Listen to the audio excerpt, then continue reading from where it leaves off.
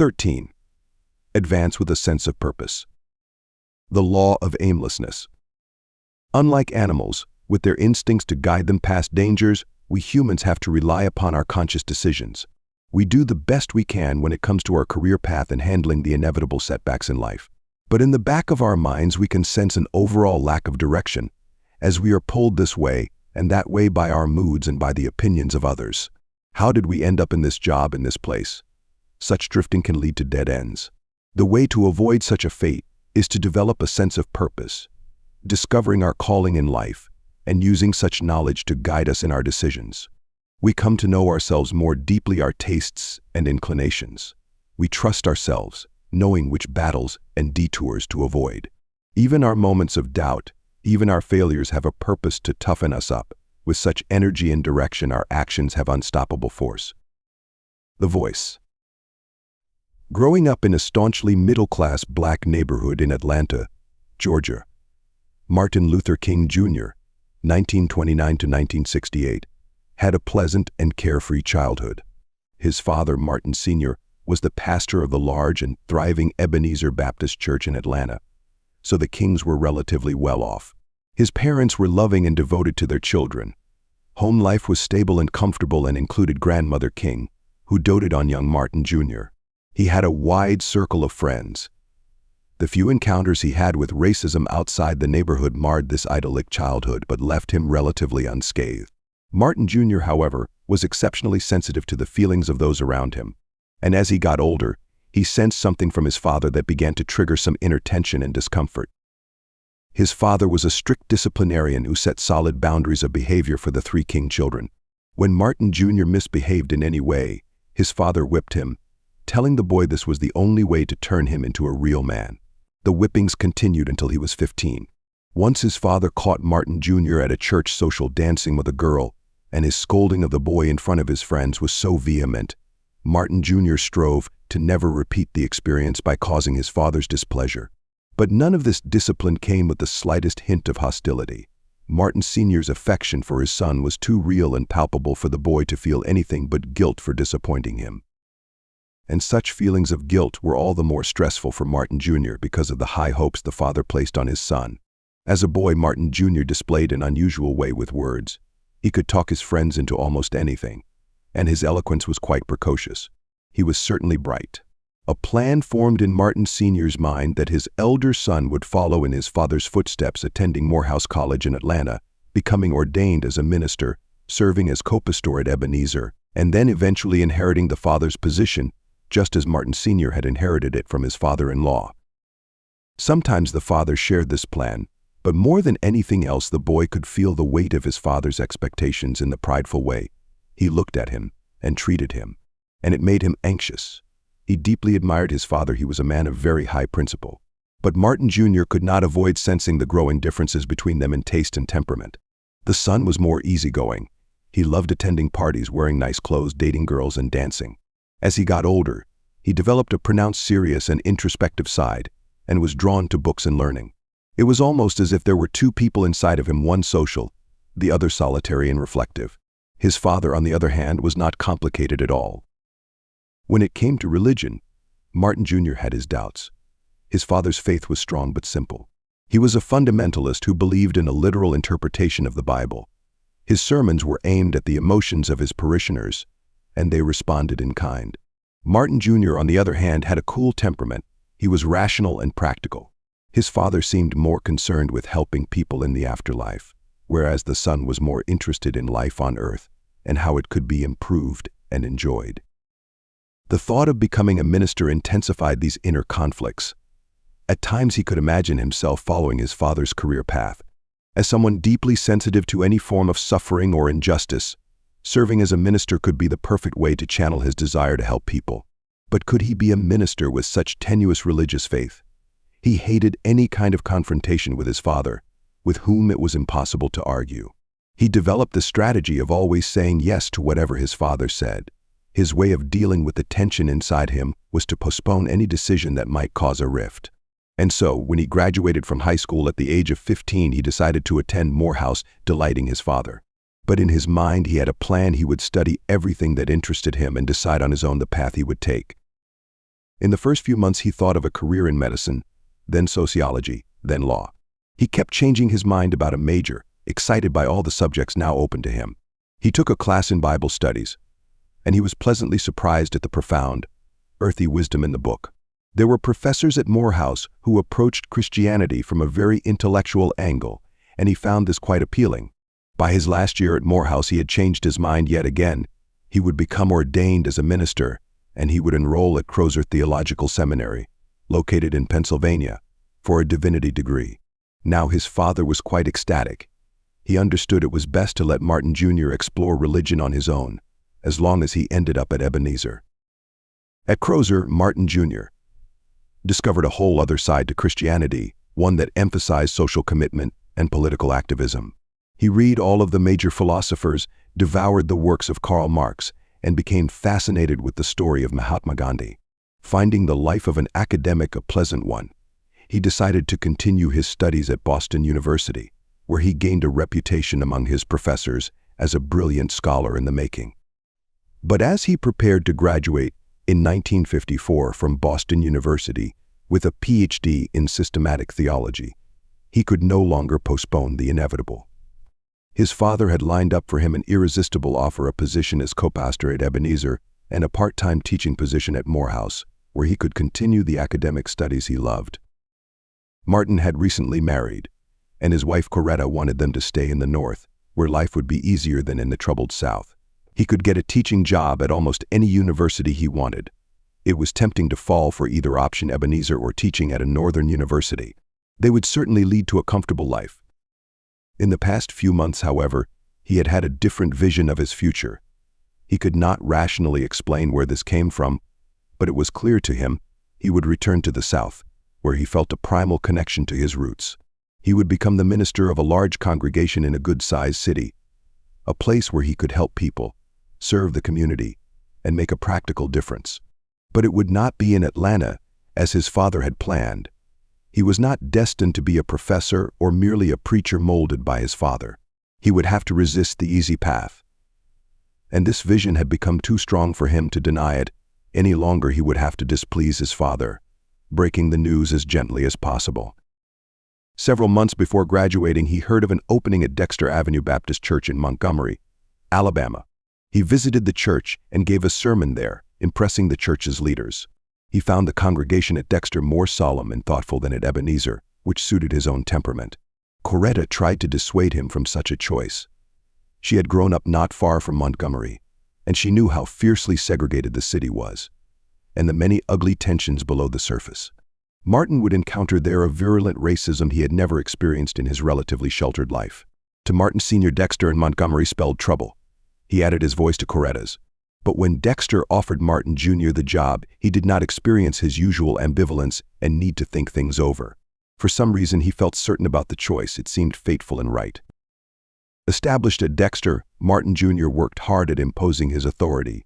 He knew he looked a bit too young for the position.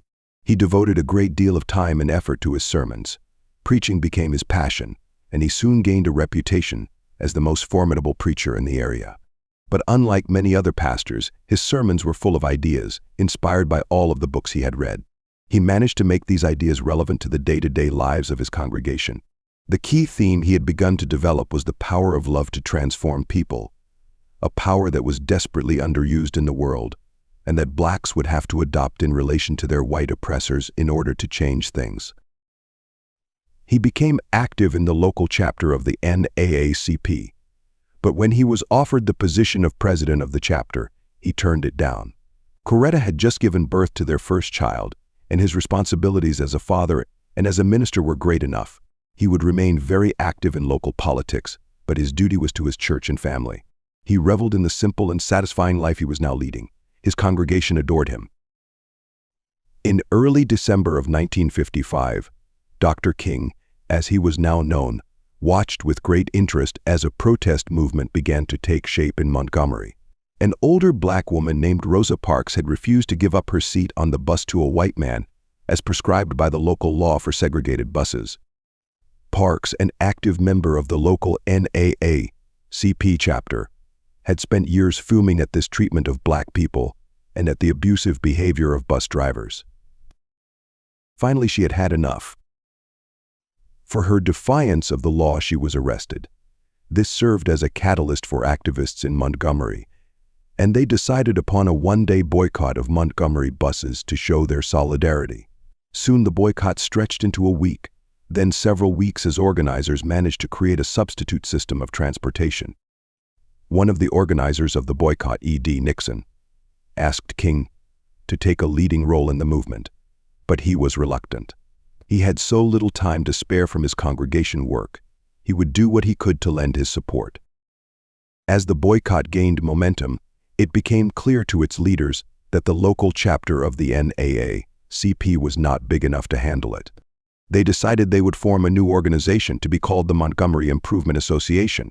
Because of his youth, his eloquence, and what seemed to be his natural leadership skills, at a local town meeting those who had formed the MIA nominated King to be its president. It was an offer they half expected him to refuse. They knew of his past hesitations. King, however, could feel the energy in the room and their faith in him. Without his usual careful premeditation, he suddenly decided to accept. As the boycott continued, the white administrators who controlled the city became increasingly adamant in their refusal to end the segregated practices on the city's buses. The tension was escalating. Several blacks involved in the boycott movement had been shot at and assaulted.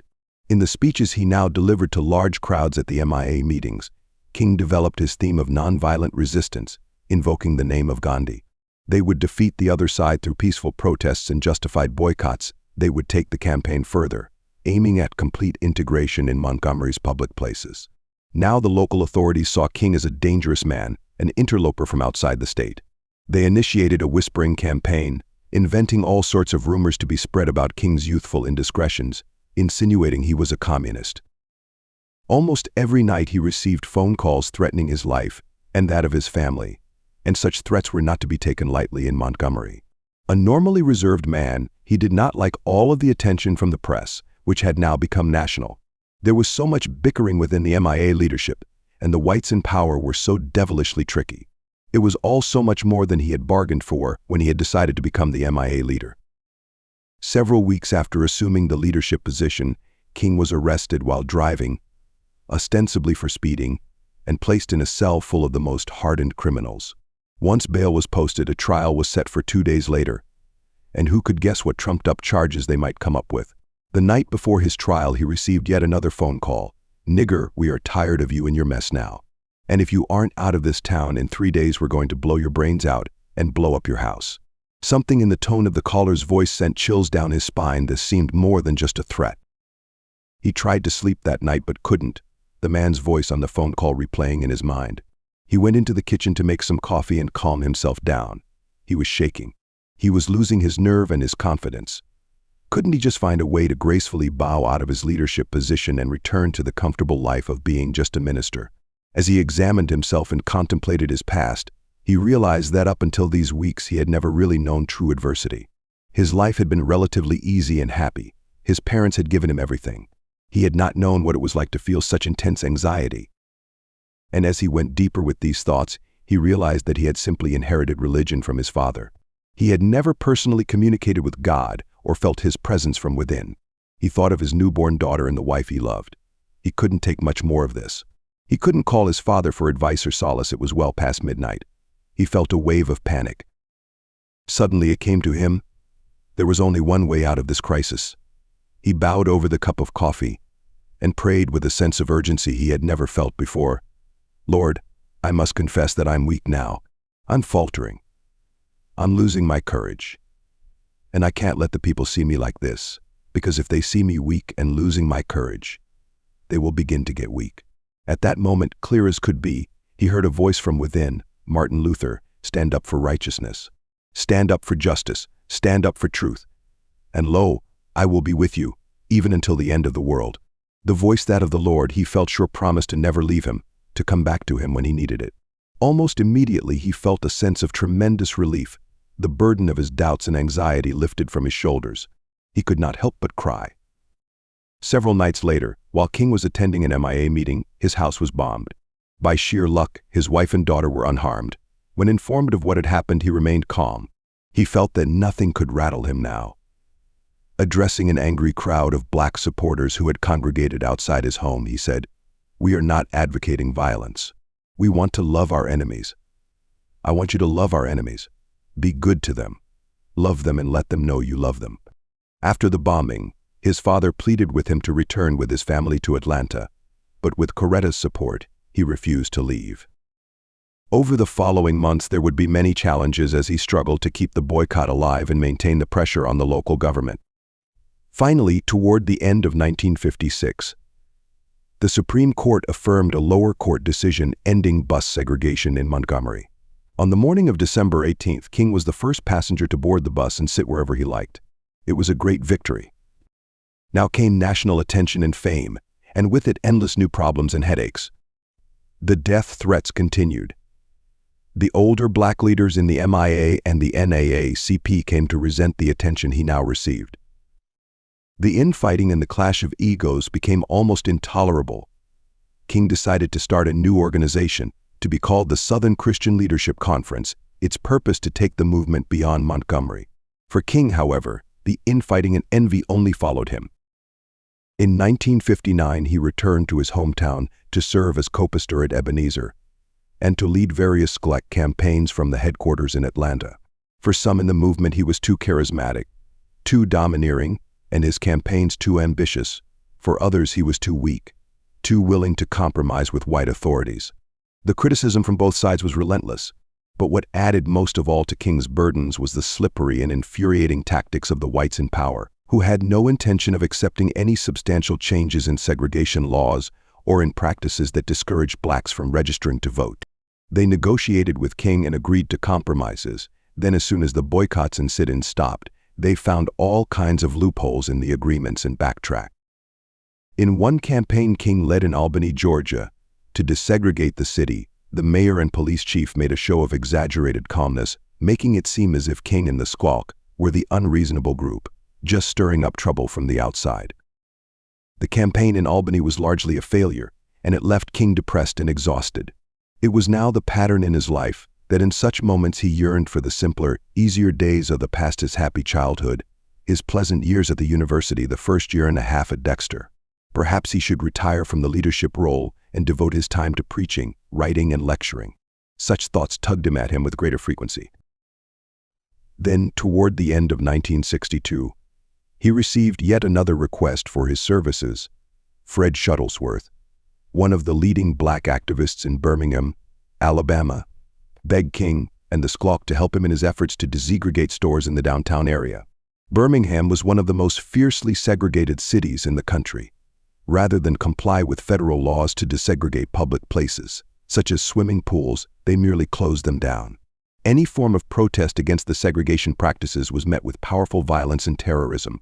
The city had come to be known as Bombingham. And overseeing this bastion of the segregated South was the police chief, Bull Connor, who seemed to relish the chance to use force whips, attack dogs, high-pressure fire hoses, billy clubs. This would certainly be the most dangerous campaign so far. Everything inside King leaned toward turning it down. The old doubts and fears returned to him. What if people were killed and the violence touched him and his family? What if he failed? He suffered more sleepless nights as he agonized over this. Then the voice from 7 years before returned to him, as loud and clear as ever. He had been tasked to stand up for justice, not to think of himself, but to think of the mission. How foolish to be afraid again. Yes, it was his mission to go to Birmingham, but as he mulled this over, he could not help thinking more deeply about what the voice had told him. Standing up for justice meant bringing it about in some real and practical way, not talking or settling for useless compromises. His fears of disappointing people and failing had made him too cautious. He would have to be more strategic and more courageous this time. He would have to raise the stakes and he would have to win. No more fears or doubts. He accepted Shuttlesworth's offer, and as he planned the campaign with his team, he made it clear to them they would need to learn from past mistakes. King laid out to them the nature of the predicament they faced. The Kennedy administration had proven to be incredibly cautious when it came to civil rights. The president feared alienating congressional Southern Democrats, upon whom he depended. He would make great promises but keep dragging his feet. What they needed to do in Birmingham was to provoke a national crisis, one that was bloody and ugly. The racism and segregation in the South were largely invisible to moderate whites. Birmingham seemed like just another sleepy Southern town, Their goal must be to make the racism so visible to the whites watching television that it would strike their consciences, and with a growing sense of outrage, pressure would be placed on the Kennedy administration that it could no longer resist. Most of all, King was counting on the cooperation of Bull Connor in his plans. His overreaction to the intensity of their campaign would be the key to the whole drama they were hoping to enact. In April 1963, King and his team put their plan into action. They attacked on multiple fronts with sit-ins and demonstrations. Although reluctant because of his fear of jails, King got himself arrested. This would garner more publicity and stir the local population to emulate him. But the campaign had a fatal weakness that became apparent only as it evolved. Local black support for the movement was tepid. Many blacks in Birmingham resented Shuttlesworth's autocratic style. Others reasonably feared the violence Connor would unleash. King depended on large and boisterous crowds, but what he got was far from that. The national press, not smelling the story, started to leave. Then one of the leaders on his team, James Bevel, had an idea they would enlist the participation of students in local schools. King had his fears and argued they should not bring in anyone under the age of 14, but Bevel reminded him of the high stakes and the need for numbers, and King relented. Many of those inside the organization and sympathizers were shocked that King could be so pragmatic and strategic in using such young people, but the campaign had a higher purpose, and it was no time to be so delicate. The students responded with great enthusiasm. It was just what the movement needed. They filled the streets of Birmingham, more daring and boisterous than their parents. Soon they were filling up the jails. The press returned en masse. Out came the high-pressure fire hoses, the attack dogs, and the nightsticks, striking teenagers and even children. Soon television screens around America were broadcasting the tense, dramatic, and bloody scenes that ensued. Enormous crowds now showed up for King's speeches, drumming up support for the cause. Federal authorities were forced to intervene to lessen the tension. King had learned his lesson from before. He had to keep up the pressure to the very end. Representatives of the white power structure reluctantly opened negotiations with King. At the same time, he sanctioned the demonstrators to continue their downtown marches, coming from all directions and stretching Connor's police force to the breaking point. Frightened local merchants had had enough and asked the white negotiators to work on a comprehensive settlement with the black leaders, essentially desegregating the downtown stores and agreeing to the hiring of black employees. It was his greatest triumph so far. He had realized his ambitious goal. It did not matter now if the white authorities backtracked, as they inevitably would. Kennedy was caught in the trap, his own conscience pricked by what he had seen in Birmingham. Shortly after the settlement, he addressed the nation on television, explaining the need for immediate progress in civil rights and proposing some ambitious new laws. This led to the Civil Rights Act of 1964, which paved the way for the Voting Rights Act of 1965. It made King the undisputed leader of the civil rights movement and soon a winner of the Nobel Peace Prize. Money now poured into the SCLC, and the movement seemed to have ineluctable momentum. But as before, the troubles and burdens for King only seemed to increase with each new victory. In the years following Birmingham, he sensed a powerful reaction forming among conservatives and Republicans against the gains of the movement. They would work to halt further progress. He learned that the FBI had placed listening devices in his hotel rooms and had spied on him for years.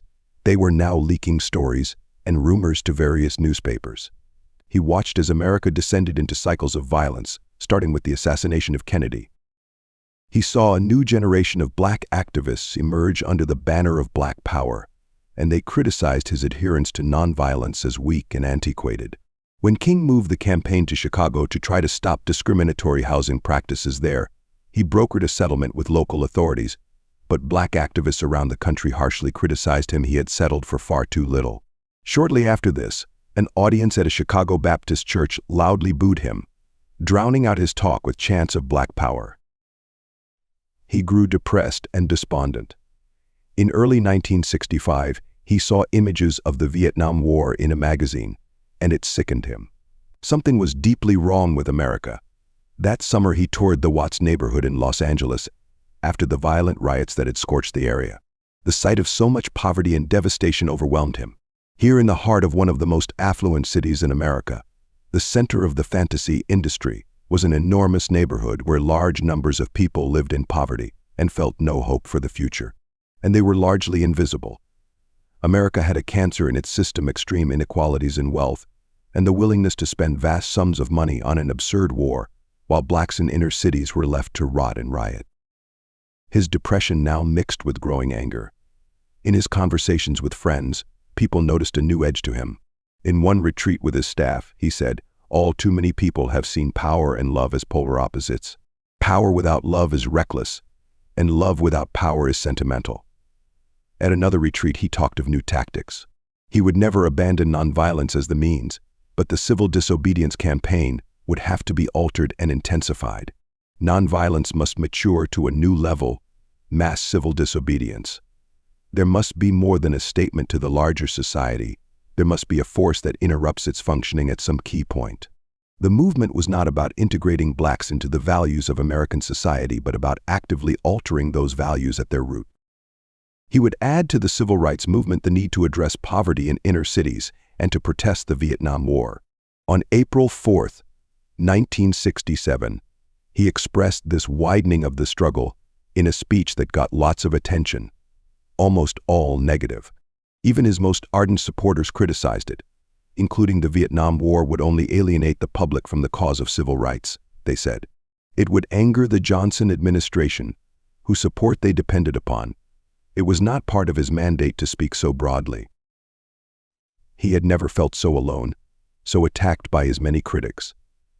By early 1968, his depression had become deeper than ever. He felt the end was near. Some among his many enemies were going to kill him for all that he had said and done. He was exhausted by the tension and felt spiritually at a loss.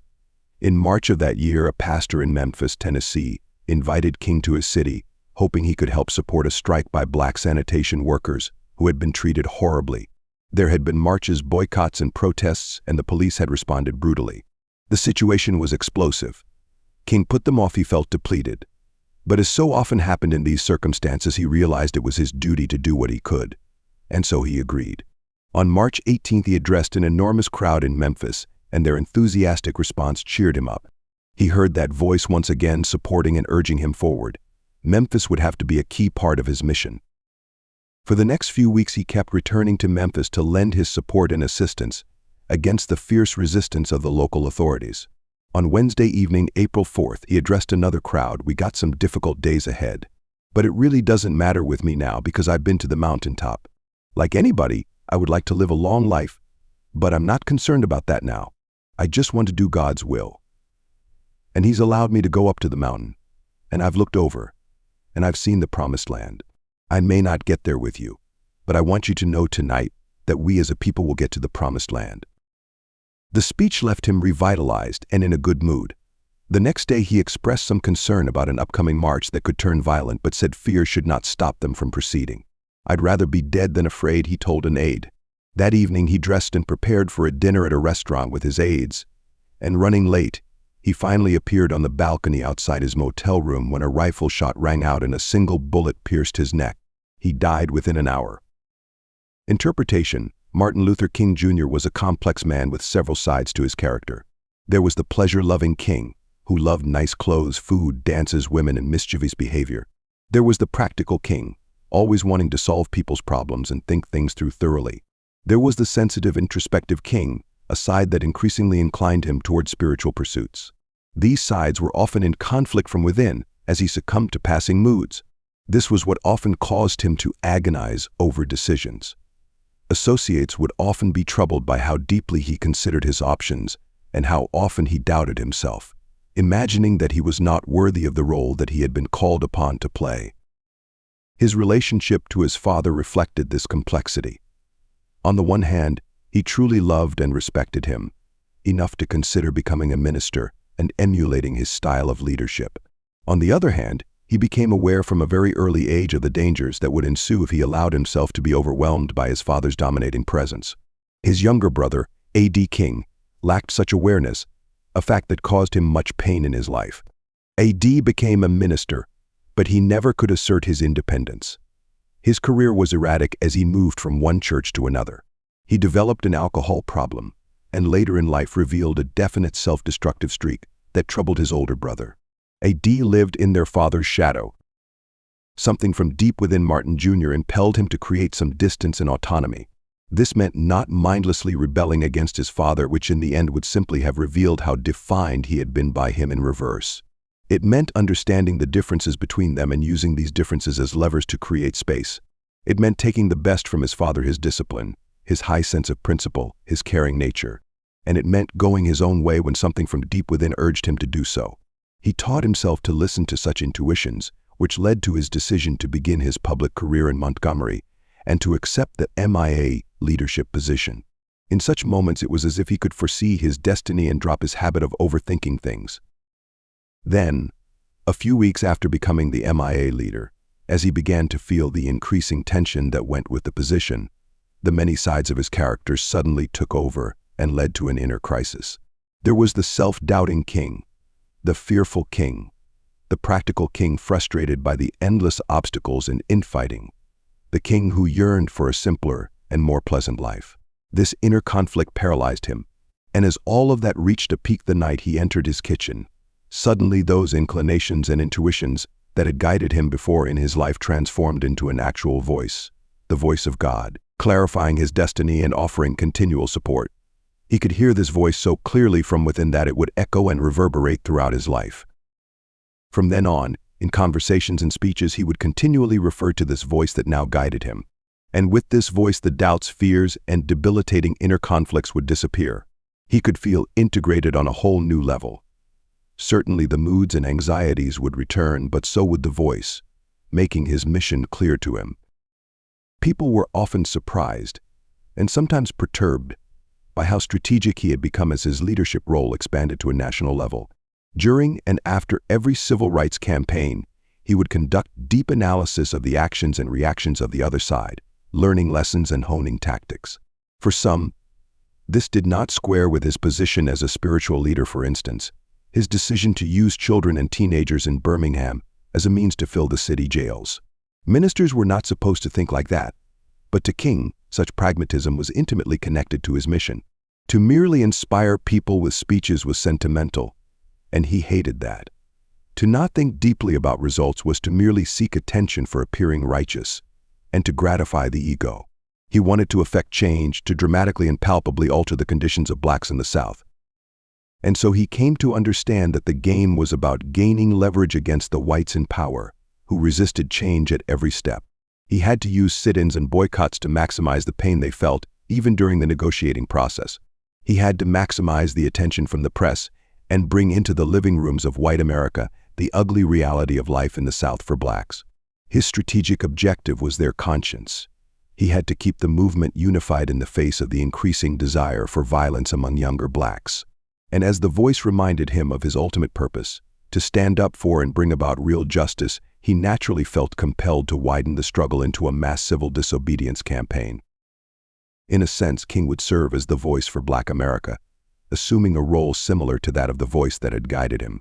He would strive to bring unity to the cause and keep the movement focused on practical results instead of debilitating infighting.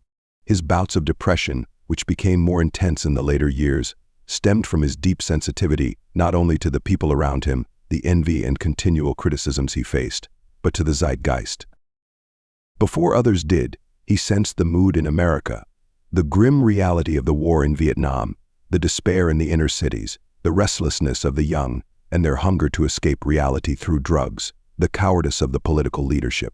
He linked this with his own sense of doom. He knew he would be assassinated. Such moods would overwhelm him. But the voice he had heard so many years before in Montgomery allowed him to squelch his fears and rise above the depression. Whenever he felt connected to his mission and purpose in life, he would experience a profound sense of fulfillment. He was doing what he was called to do, and he would not have traded this life for any other.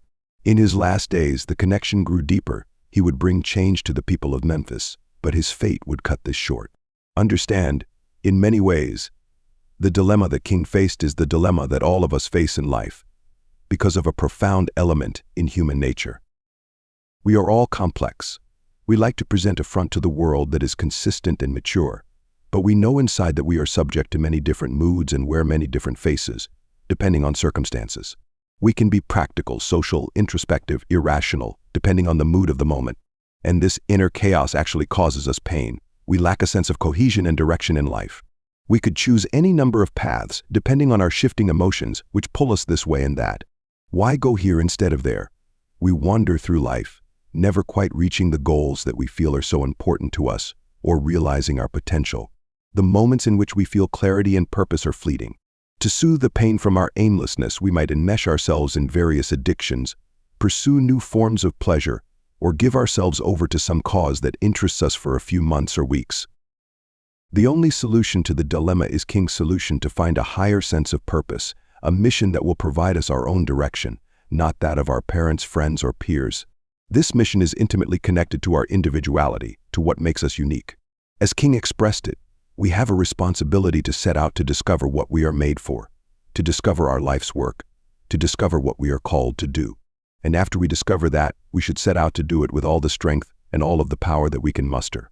This life's work is what we were intended to do, as dictated by our particular skills, gifts, and inclinations. It is our calling in life. For King, it was an impulse to find his own particular path, to fuse the practical with the spiritual. Finding this higher sense of purpose gives us the integration and direction we all crave. Consider this life's work something that speaks to you from within a voice.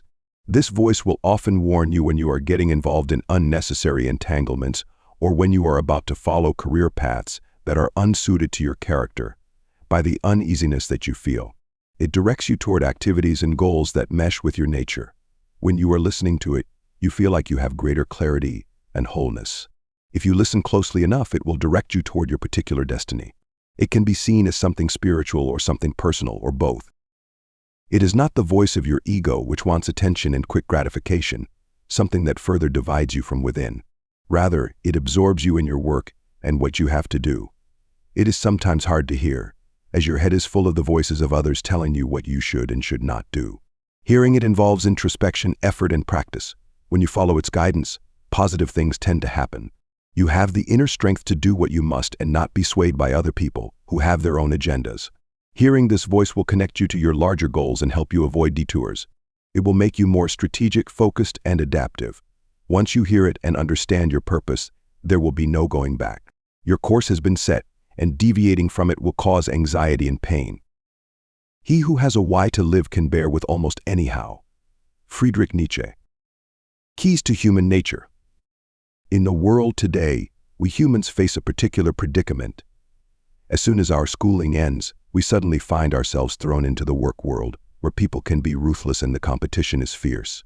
Only a few years before, if we were lucky, our parents met many of our needs and were there to guide us. In some cases, they were overprotective.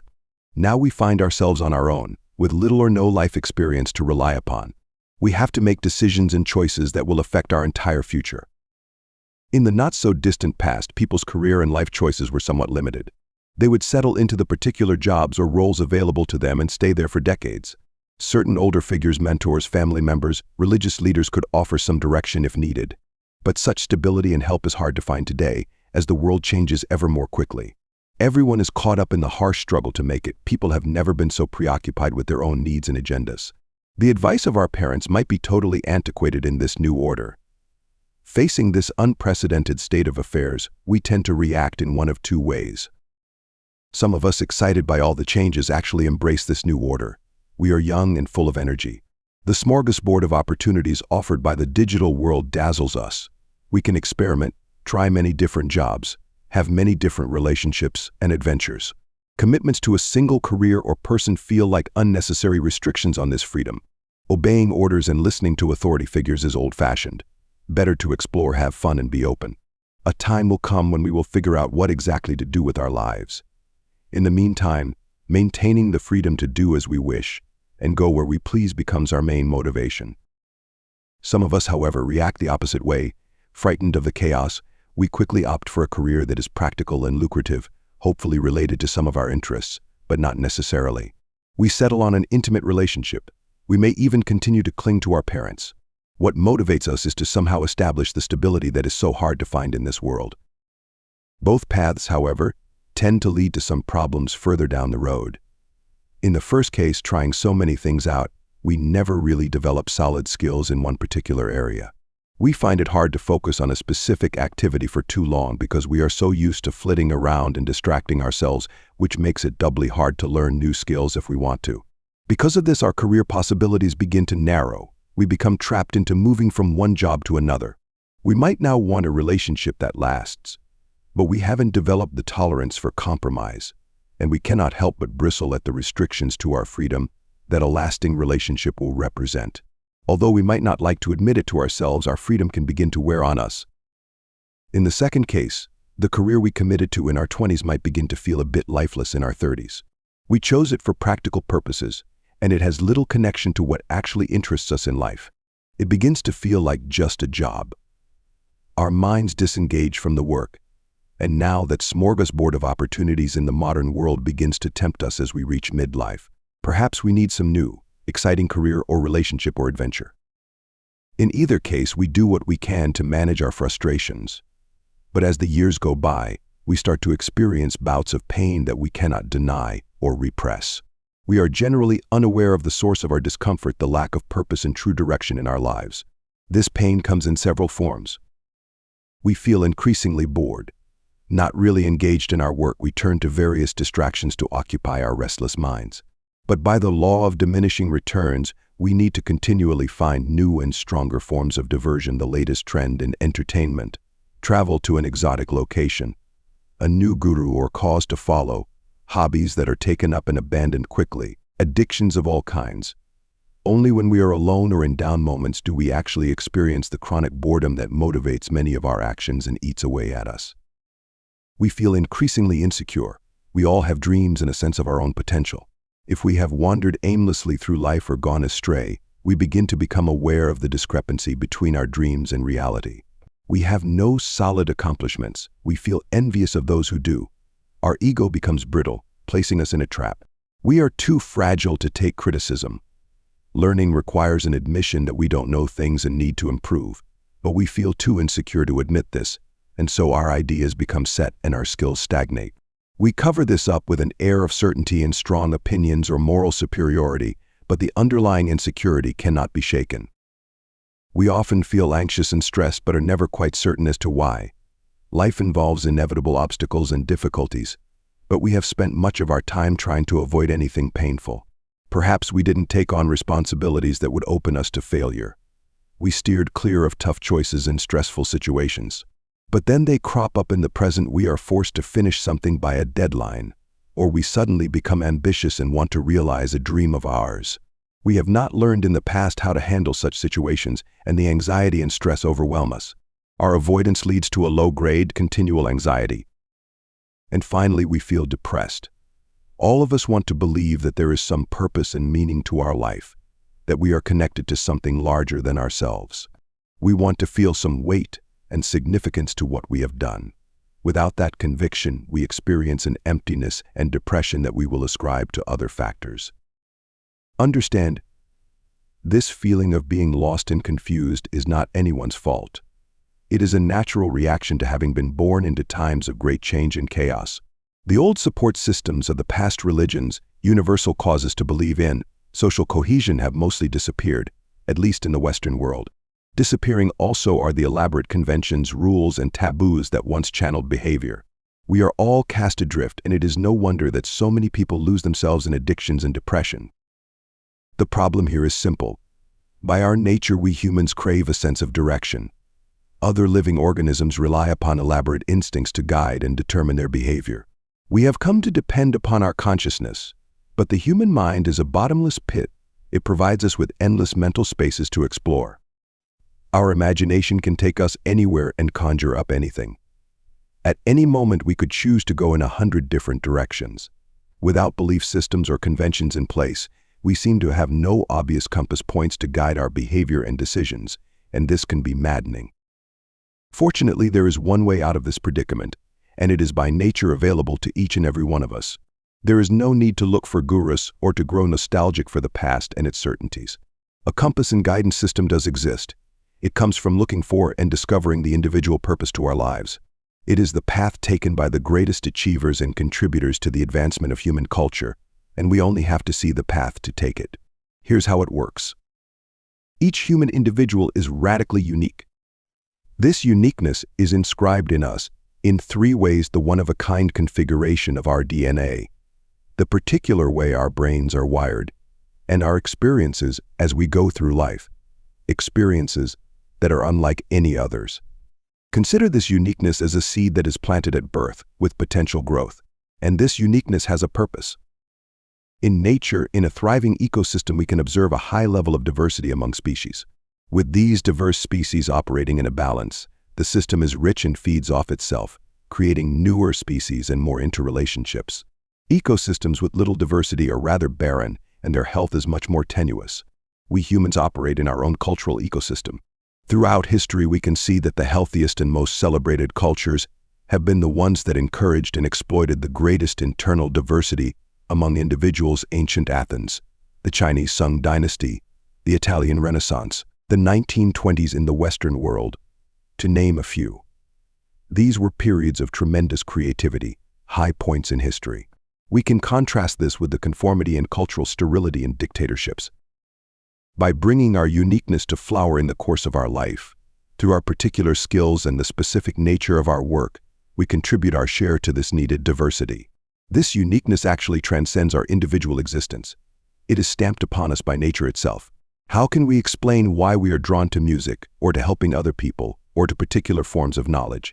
We have inherited it, and it is there for a purpose. Striving to connect to and cultivate this uniqueness provides us a path to follow, an internal guidance system through life. But connecting to this system does not come easily. Normally, the signs of our uniqueness are clearer to us in early childhood. We found ourselves naturally drawn to particular subjects or activities, despite the influence of our parents. We can call these primal inclinations. They speak to us like a voice. But as we get older, that voice becomes drowned out by parents, peers, the culture at large. We are told what to like, what is cool, what is not cool. We start to lose a sense of who we are, what makes us different. We choose career paths unsuited to our nature. To tap into the guidance system, we must make the connection to our uniqueness as strong as possible and learn to trust that voice. For more on this, see Discover Your Calling in Life in the next section. To the degree we manage to do so, we are richly rewarded. We have a sense of direction in the form of an overall career path that meshes with our particular inclinations. We have a calling. We know which skills we need and want to develop. We have goals and sub-goals. When we take detours from our path or become involved in entanglements that distract us from our goals, we feel uncomfortable and quickly get back on course. We may explore and have adventures, as is natural for us when we are young, but there is a relative direction to our exploring that frees us from continual doubts and distractions. This path does not require that we follow one simple line or that our inclinations be narrowly focused. Perhaps we feel the pull of several types of knowledge. Our path involves mastering a variety of skills and combining them in highly inventive and creative ways. This was the genius of Leonardo da Vinci, who combined his interests in art, science, architecture, and engineering, having mastered each one of them. This way of following the path goes well with our modern, eclectic tastes and our love of wide exploration. When we engage this internal guidance system, all of the negative emotions that plague us in our aimlessness are neutralized and even turned around into positive ones. For instance, we may feel boredom. In the process of accumulating skills, practice can be tedious, but we can embrace the tedium, knowing of the tremendous benefits to come. We are learning something that excites us. We do not crave constant distractions. Our minds are pleasantly absorbed in the work. We develop the ability to focus deeply, and with such focus comes momentum. We retain what we absorb because we are engaged emotionally in learning. We then learn at a faster rate, which leads to creative energy. With a mind teeming with fresh information, ideas begin to come to us out of nowhere. Reaching such creative levels is intensely satisfying, and it becomes ever easier to add new skills to our repertoire. With a sense of purpose, we feel much less insecure. We have an overall sense that we are advancing, realizing some or all of our potential. We can begin to look back at various accomplishments, small or large. We got things done. We may have moments of doubt, but they are generally related more to the quality of our work than to our self-worth. Did we do our best job? Focusing more on the work itself and its quality than on what people think of us, we can distinguish between practical and malicious criticism. We have an inner resiliency, which helps us bounce back from failures and learn from them. We know who we are, And this self-awareness becomes our anchor in life. With this guidance system in place, we can turn anxiety and stress into productive emotions. In trying to reach our goals, a business, winning a political campaign, we have to manage a great deal of anxiety and uncertainty, making daily decisions on what to do. In the process, we learn to control our levels of anxiety. If we think too much about how far we have to go, we might feel overwhelmed. Instead, we learn to focus on smaller goals along the way, while also retaining a degree of urgency. We develop the ability to regulate our anxiety enough to keep us going and keep improving the work, but not so much as to paralyze us. This is an important life skill. We develop a high tolerance for stress as well, and even feed off of it. We humans are actually built to handle stress. Our restless and energetic minds thrive best when we are mentally and physically active, our adrenaline pumping. It is a known phenomenon that people tend to age more quickly and deteriorate more rapidly right after they retire. Their minds have nothing to feed on. Anxious thoughts return. They become less active. Maintaining some stress and tension and knowing how to handle it can improve our health. And finally, with a sense of purpose, we are less prone to depression. Yes, low moments are inevitable, even welcome. They make us withdraw and reassess ourselves, as they did for King. But more often we feel excited and lifted above the pettiness that so often marks daily life in the modern world. We are on a mission. We are realizing our life's work. We are contributing to something much larger than ourselves, and this ennobles us. We have moments of great fulfillment that sustain us. Even death can lose its sting. What we have accomplished will outlive us, and we do not have that debilitating feeling of having wasted our potential. Think of it this way. In military history, we can identify two types of armies: those that fight for a cause or an idea, and those that fight largely for money, as part of a job. Those that go to war for a cause, such as the armies of Napoleon Bonaparte fighting to spread the French Revolution, fight with greater intensity. They tie their individual fate to that of the cause and the nation. They are more willing to die in battle for the cause. Those in the army who are less enthusiastic get swept up in the group spirit. The general can ask more of his soldiers. The battalions are more unified, and the various battalion leaders are more creative. Fighting for a cause is known as a force multiplier. The greater the connection to the cause, the higher the morale, which translates into greater force. Such an army can often defeat one that is much larger but less motivated. We can say something similar about your life. Operating with a high sense of purpose is a force multiplier. All of your decisions and actions have greater power behind them because they are guided by a central idea and purpose. The many sides to your character are channeled into this purpose, giving you more sustained energy. Your focus and your ability to bounce back from adversity give you ineluctable momentum. You can ask more of yourself. And in a world where so many people are meandering, you will spring past them with ease and attract attention for this. People will want to be around you to imbibe your spirit.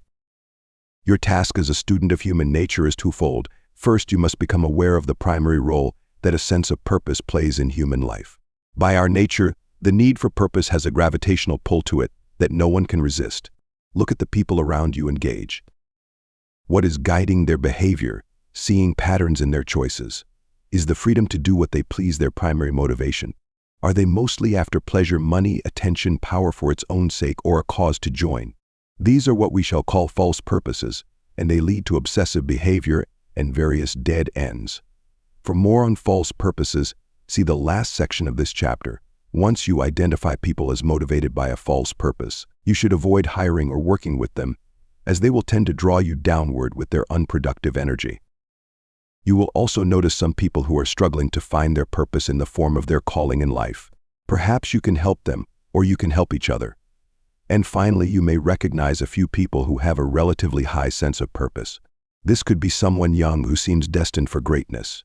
You will want to befriend them and become infected with their enthusiasm.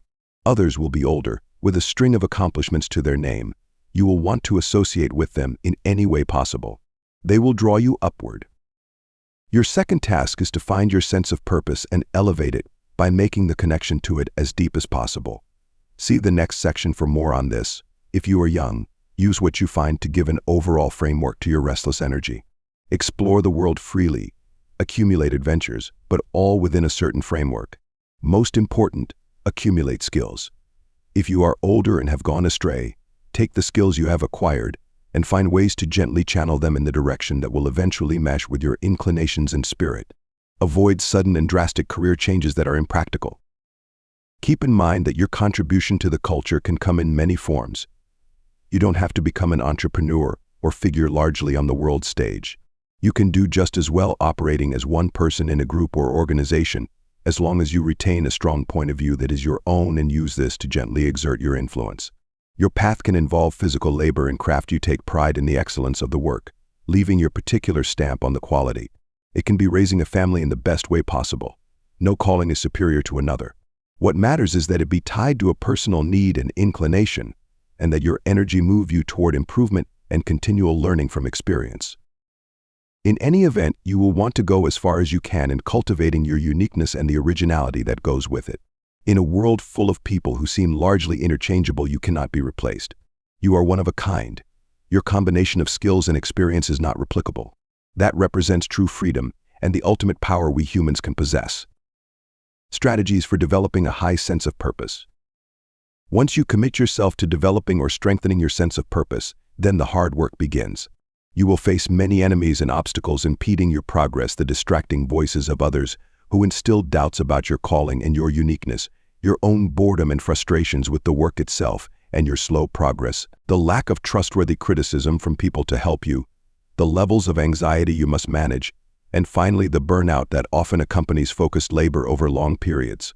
The following 5 strategies are designed to help you move past these obstacles. They are in a loose order, the first being the essential starting point. You will want to put them all into practice to ensure continual movement forward. Discover your calling in life. You begin this strategy by looking for signs of primal inclinations in your earliest years, when they were often the clearest. Some people can easily remember such early indications, but for many of us it requires some introspection and some digging. What you are looking for is moments in which you were unusually fascinated by a particular subject, or certain objects, or specific activities and forms of play.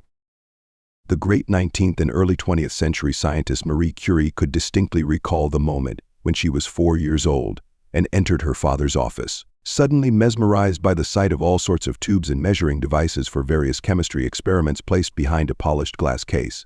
Her whole life she would feel a similar visceral thrill whenever she entered a laboratory.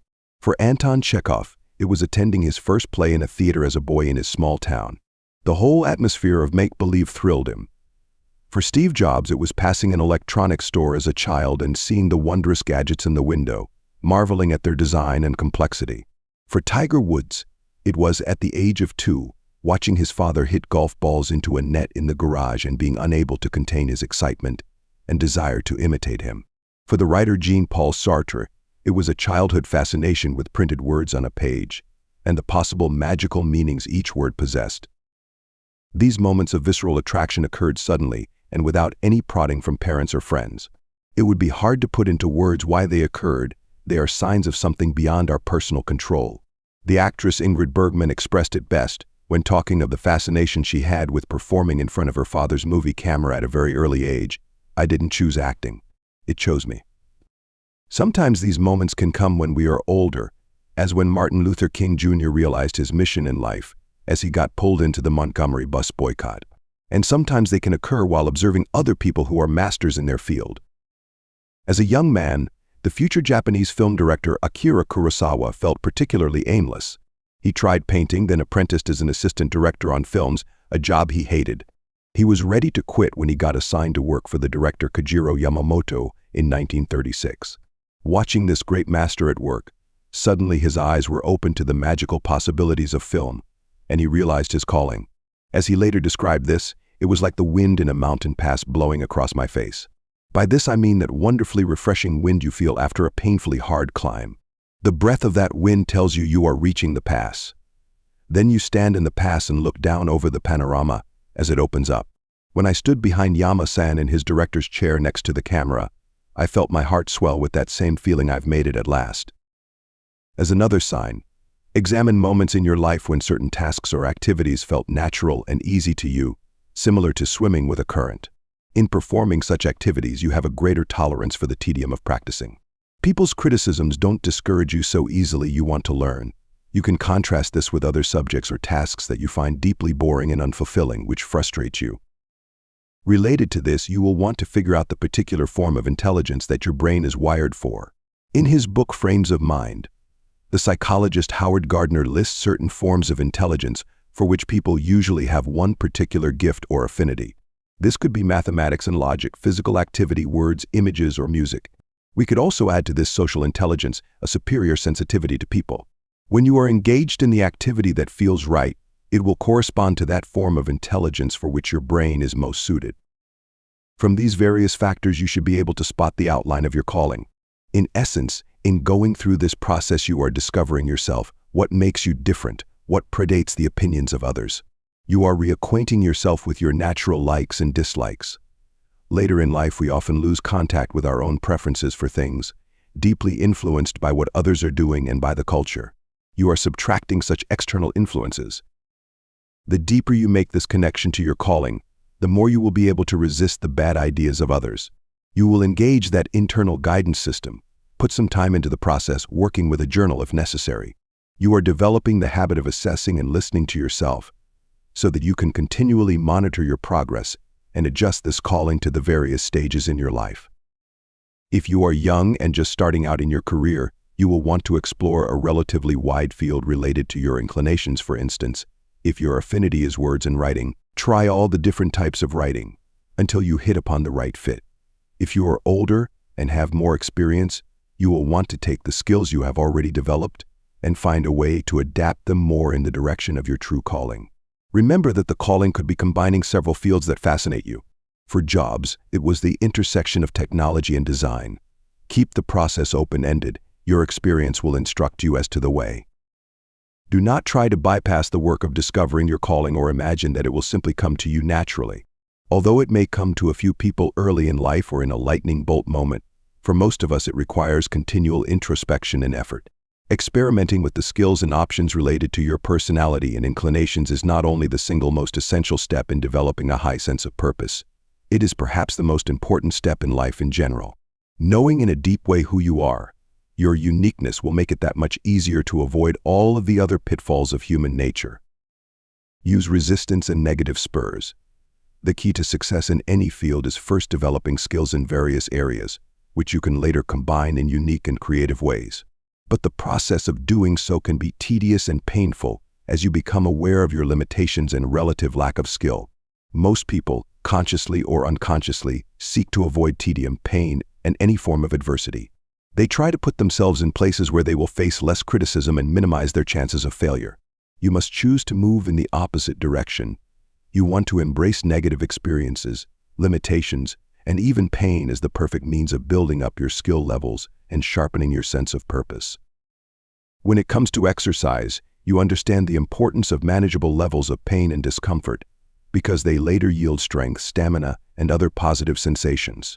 The same will come to you by actually embracing the tedium in your practice. Frustration is a sign that you are making progress as your mind becomes aware of higher levels of skill that you have yet to attain. You want to use and embrace any kind of deadline.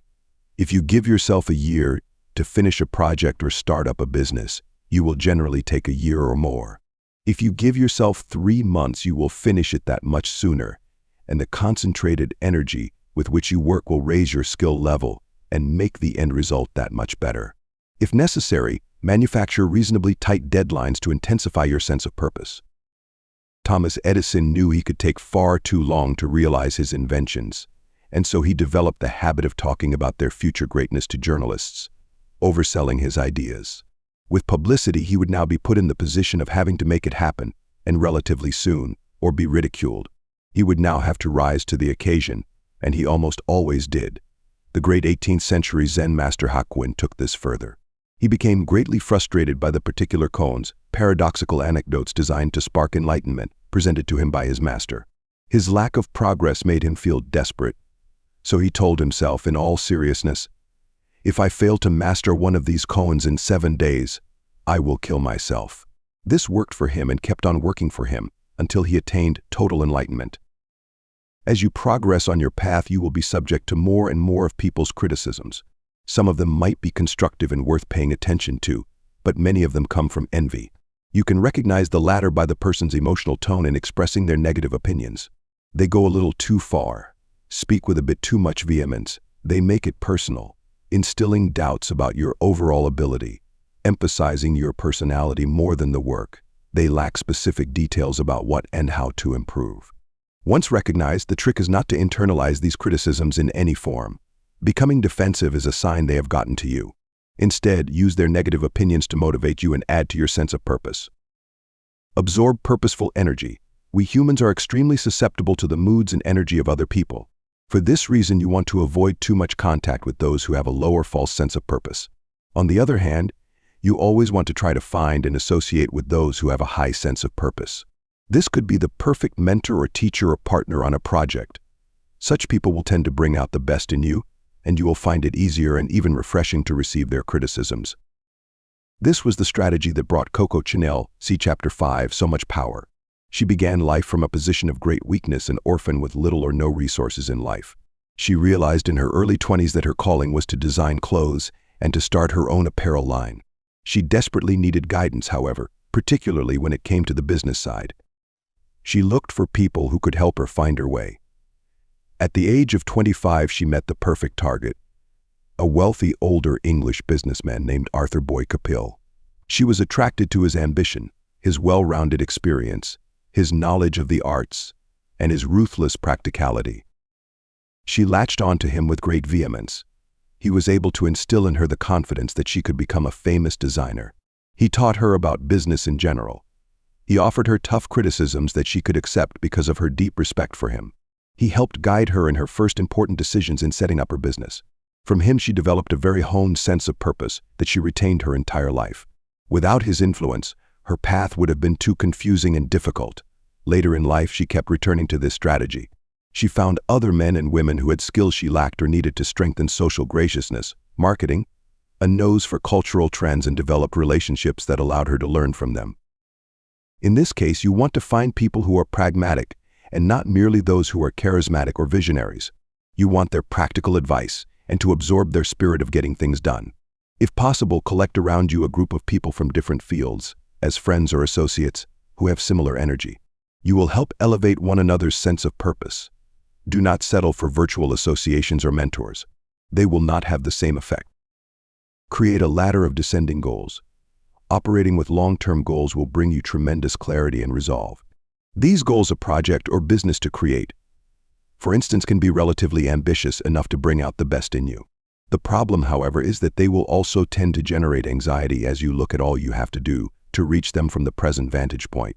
To manage such anxiety, you must create a ladder of smaller goals along the way, reaching down to the present. Such objectives are simpler the further down the ladder you go, and you can realize them in relatively short time frames, giving you moments of satisfaction and a sense of progress. Always break tasks into smaller bites. Each day or week, you must have micro-goals. This will help you focus and avoid entanglements or detours that will waste your energy.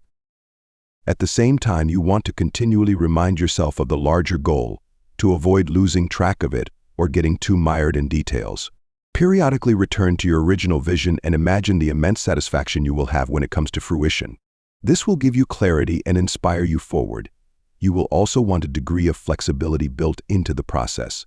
At certain moments, you reassess your progress and adjust the various goals as necessary, constantly learning from experience and adapting and improving your original objective. Remember that what you are after is a series of practical results and accomplishments, not a list of unrealized dreams and aborted projects. Working with smaller, embedded goals will keep you moving in such a direction. Lose yourself in the work. Perhaps the greatest difficulty you will face in maintaining a high and consistent sense of purpose is the level of commitment that is required over time and the sacrifices that go with this. You have to handle many moments of frustration, boredom, and failure, and the endless temptations in our culture for more immediate pleasures. The benefits listed above and the keys are often not immediately apparent, and as the years pile up, you can face burnout. To offset this tedium, you need to have moments of flow in which your mind becomes so deeply immersed in the work that you are transported beyond your ego. You experience feelings of profound calmness and joy. The psychologist Abraham Maslow called these peak experiences. Once you have them, you are forever changed. You will feel the compulsion to repeat them. The more immediate pleasures the world offers will pale in comparison. And when you feel rewarded for your dedication and sacrifices, your sense of purpose will be intensified. These experiences cannot be manufactured, but you can set the stage for them and vastly increase your odds. First, it is essential to wait until you are further along in the process, at least more than halfway through a project or after several years of study in your field. At such moments, your mind will be naturally filled with all kinds of information and practice, ripe for a peak experience. Second, you must plan on giving yourself uninterrupted time with the work, as many hours in the day as possible, and as many days in the week. For this purpose, you have to rigorously eliminate the usual level of distractions, even plan on disappearing for a period of time. Think of it as a type of religious retreat. Steve Jobs would close the door to his office, spend the entire day holed up in the room, and wait until he fell into a state of deep focus. Once you become adept at this, you can do it almost anywhere. Einstein would notoriously go into such a deep state of absorption that he would lose himself in the city streets or while sailing on a lake. Third, the emphasis must be on the work, never on yourself or the desire for recognition. You are fusing your mind with the work itself, and any intrusive thoughts from your ego or doubts about yourself or personal obsessions will interrupt the flow. Not only will you find this flow immensely therapeutic, but it will also yield uncannily creative results. For the time period that the actress Ingrid Bergman was engaged in a particular film project, she poured every ounce of her energy into it, forgetting everything else about her life. Unlike other actors, who gave greater importance to the money they earned or the attention they received, Bergman saw only the opportunity to completely embody the role she was to play and bring it to life. For this purpose, she would engage with the writers and the director involved, actively altering the role itself and some of the dialogue, making it more real. They would trust her in this, because her ideas were almost always excellent and were based on deep thinking about the character. Once she had gone far enough in the writing and thinking process, she would go through days or weeks feeling herself fuse with the role and not interacting with others.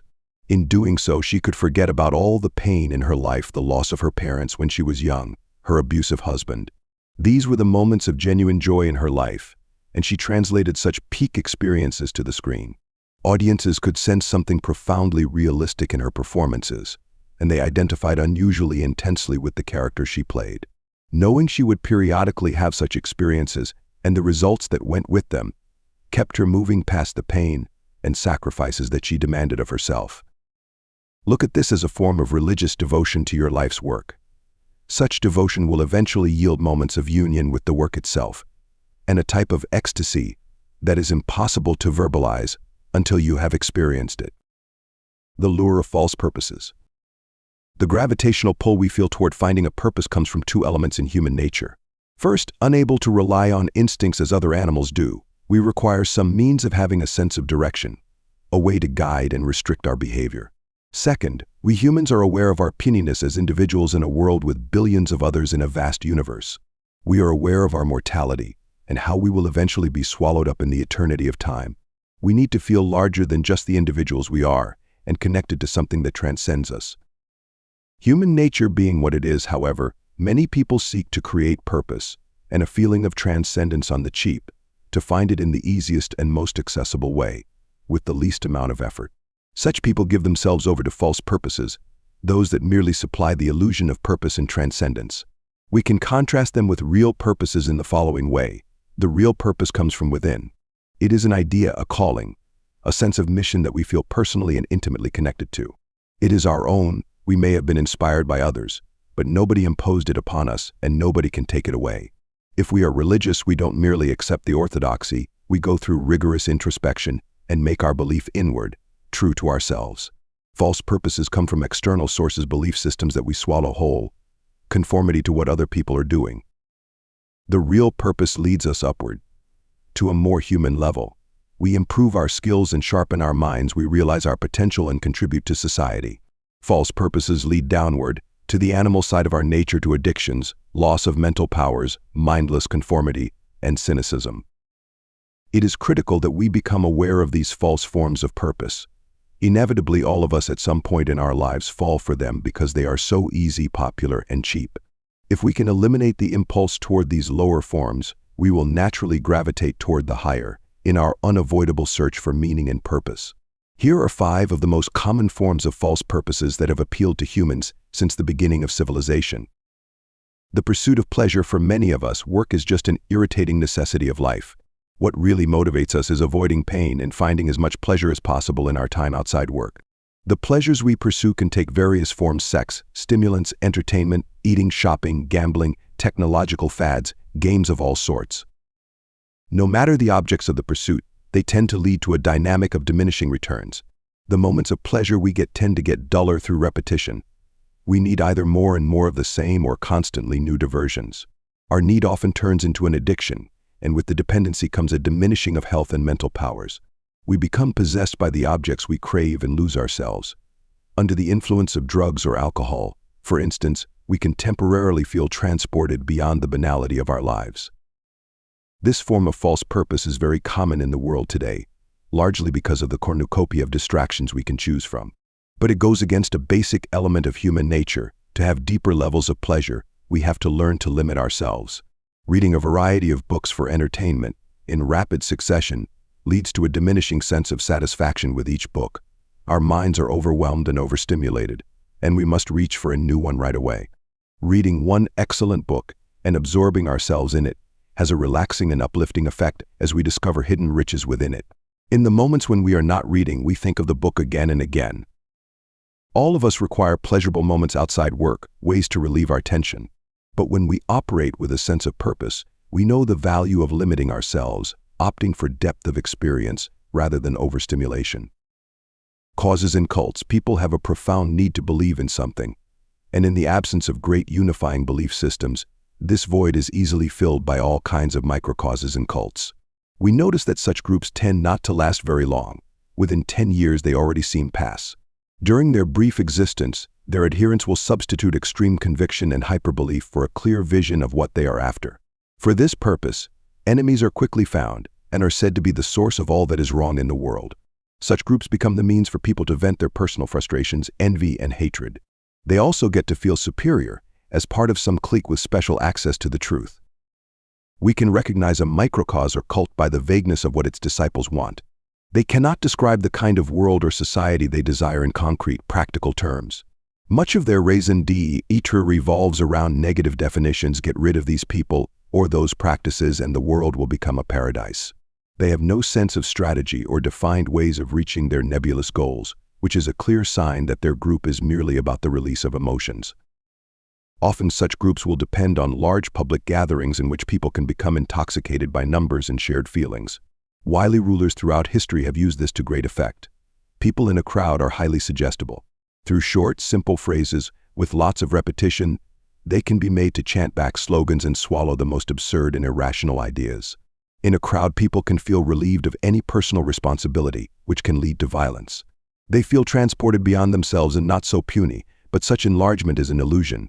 They are actually made smaller by losing their will and their individual voice. Allying ourselves with a cause can be an important part of our sense of purpose, as it was for Martin Luther King Jr., but it must emerge from an internal process in which we have thought deeply about the subject and are committing ourselves to the cause as part of our life's work. We are not simply a cog in the machinery of such a group, but active contributors, bringing our uniqueness into play and not mimicking the company line.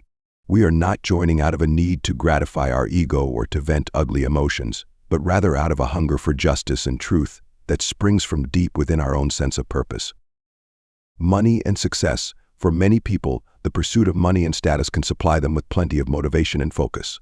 Such types would consider figuring out their calling in life a monumental waste of time and an antiquated notion. But in the long run, this philosophy often yields the most impractical of results. First, more often than not, such types enter the field in which they can make the most money the fastest. They aim for the biggest paychecks. Their career choices have slight or no connection to their actual inclinations. The fields they choose will tend to be crowded with other insatiable hunters of money and success, and so the competition is fierce. If they are zealous enough, they might do quite well for a while, but as they get older, they begin to feel restless and ever so slightly bored. They try different avenues for money and success. They need new challenges. They have to keep finding ways to motivate themselves. Often they make big mistakes in their obsessive pursuit of money because their thinking is so short-term, as we saw with those who went all in on the derivatives frenzy leading up to the crash of 2008. Second, Money and success that last come from remaining original and not mindlessly following the path that others are following. If we make money our primary goal, we never truly cultivate our uniqueness, and eventually someone younger and hungrier will supplant us. And finally, what often motivates people in this quest is to simply have more money and status than other people and to feel superior. With that standard, it is difficult to know when they have enough, because there are always people with more. And so the quest is endless and exhausting. And since the connection to their work is not personal, such people become alienated from themselves. The suit feels soulless. They are workaholics without a true calling. They may become depressed or manic, and they will often lose what they have gained if they become manic enough. We all know the effects of hyperintention. If we want and need desperately to sleep, we are less likely to fall asleep. If we absolutely must give the best talk possible at some conference, we become hyper-anxious about the result, and the performance suffers. If we desperately need to find an intimate partner or make friends, we are more likely to push them away. If instead we relax and focus on other things, we are more likely to fall asleep or give a great talk or charm people. The most pleasurable things in life occur as a result of something not directly intended and expected. When we try to manufacture happy moments, they tend to disappoint us. The same goes for the dogged pursuit of money and success. Many of the most successful, famous, and wealthy individuals do not begin with an obsession with money and status. One prime example would be Steve Jobs, who amassed quite a fortune in his relatively short life. He actually cared very little for material possessions. His singular focus was on creating the best and most original designs, and when he did so, good fortune followed him. Concentrate on maintaining a high sense of purpose, and the success will flow to you naturally. Attention. People have always pursued fame and attention as a way to feel enlarged and more important. They become dependent on the number of people applauding, the size of the army they command, the crowd of courtiers that serve them. But this false sense of purpose has become greatly democratized and widespread through social media. Now almost any one of us can have the quantity of attention that past kings and conquerors could only dream about. Our self-image and self-esteem become tied to the attention we receive on a daily basis. In social media, this often requires becoming increasingly outrageous to capture eyeballs.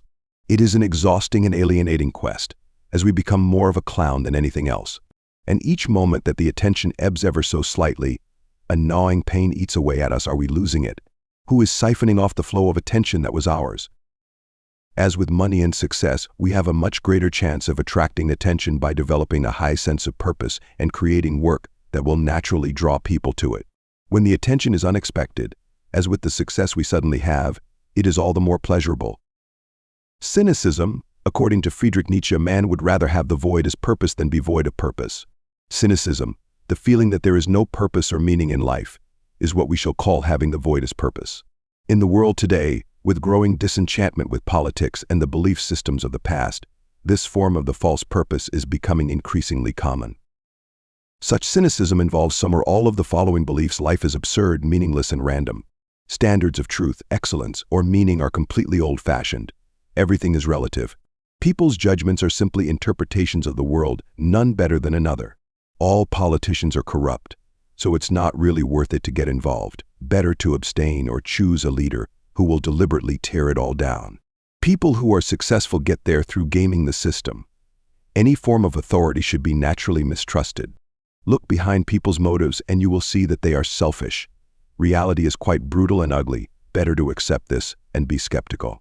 It's really hard to take anything so seriously. We should just laugh and have a good time. It's all the same. This attitude presents itself as cool and hip. Its adherents display a somewhat apathetic and sardonic air that gives them the appearance that they see through it all. But the attitude is not what it seems. Behind it is the adolescent pose of appearing to not care, which disguises a great fear of trying and failing, of standing out and being ridiculed. It stems from sheer laziness and offers its believers consolation for their lack of accomplishments. As hunters for purpose and meaning, we want to move in the opposite direction. Reality is not brutal and ugly. It contains much that is sublime, beautiful, and worthy of wonder. We see this in the great works of other achievers. We want to have more encounters with the sublime. Nothing is more awe-inspiring than the human brain itself, its complexity, its untapped potential. We want to realize some of that potential in our lives, not wallow in the cynical slacker attitude.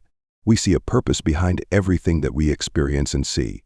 In the end, what we want is to fuse the curiosity and excitement we had toward the world as children, when almost everything seemed enchanting, with our adult intelligence. The whole law of human existence consists in nothing other than a man's always being able to bow before the immeasurably great. If people are deprived of the immeasurably great, they will not live and will die in despair. The immeasurable and infinite are as necessary for man as the small planet he inhabits. Fyodor Dostoevsky.